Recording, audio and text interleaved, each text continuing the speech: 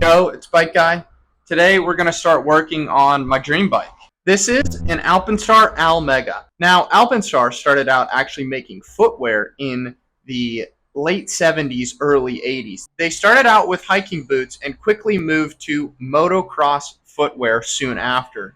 They didn't break into mountain biking or biking in general until the early 90s. Now, Alpenstar made a lot of different versions of this bike, which is really cool. So this is the Al Mega DX. It had all Shimano Dior DX componentry on it. That's why it's the DX. It's the Al Mega because it's all aluminum. Now they also made the Cro Mega, which was the 4130 chromoly steel frame, and there was even a Thai Mega version out there made out of titanium. So overall, this bike has a very unique history behind it, and it's one of my dream bikes because of how weird it is. So some of the most notable design choices from Alpenstar on this bike were elevated chainstays, so you don't really have a rear chainstay here, which allows for probably the most tire clearance in any vintage mountain bike. You could probably fit 2.7s in this thing because typically the pinch point for tire size is the chainstay, and there's none here. So this bike can fit a ginormous tire, which is really exciting. And this curved seat tube here. The curved seat tube is another really unique design choice here that really just elevates the bike frame to the next level. Now, unfortunately, at some point in this bike's life, the previous owner changed some aspects about it. So it's not completely stock to its original group set. But for today, we're going to clean this bad boy up, throw some fatter tires on it because these tires are comically small, and take it for a spin. So first things first, we're going to clean it up. I got a little soapy water mixture here that I'm going to clean up the frame with. Now, when I bought this bike, I inspected it to make sure that it was safe and usable. But after I clean it up, I'm going to give it one more look over and make sure it's all good. Because, unfortunately, older aluminum frames tend to crack in some vital spots, such as the head tube joints, bottom bracket joints, and even where the seat post enters the bike. So I'm going to clean it up, see if after cleaning it up, it exposes anything that would make this bike unsafe and unrideable. And it is really important that if you are out there buying vintage aluminum bikes, that you look them over very well, because unfortunately, a lot of older aluminum bikes tend to crack in bad spots. The frame obviously isn't as pristine as it could be, but getting off of a lot of the dirt and grime in those joint areas is really important just for safety of the bike and making sure that there's no cracks or flaws in those areas that could lead to it being an unsafe bike. So after a further inspection of this bike, it looks safe and good to go. This bike is ready for the next step, which is going to be redoing a lot of the cabling because the brakes are very far away from the rim, which will give it terrible braking power, as well as the shifting isn't ideal. So I'm just going to release all of the tension there and just re-tension the cables. I'm going to swap the tires on this bad boy, as well as swap the pedals and change the seat post for a longer one so that I can make the bike fit me a bit better, and probably throw on a different saddle.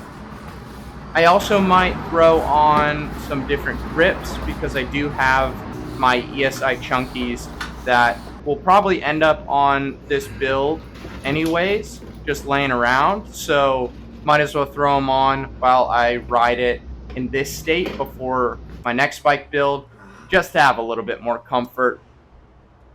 And yeah, that's all we're pretty much going to do to the bike today. So let's dive into it and then take it for a bike ride.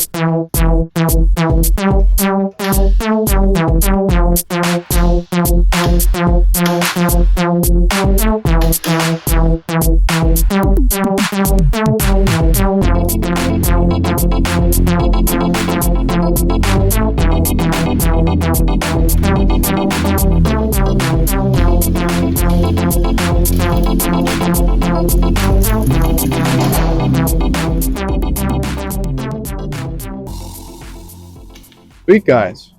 Now with the bike all serviced up, we're ready to take it for its maiden voyage.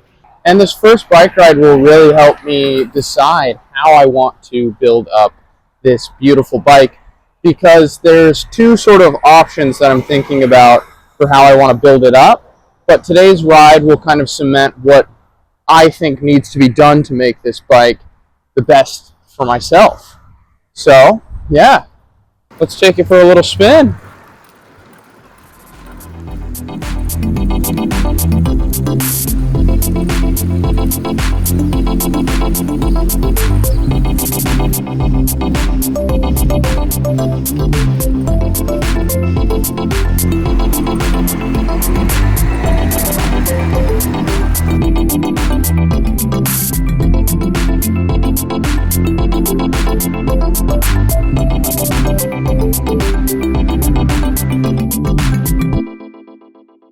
Well, guys, it was a beautiful morning for a bike ride, and I have to say, I really love this bike.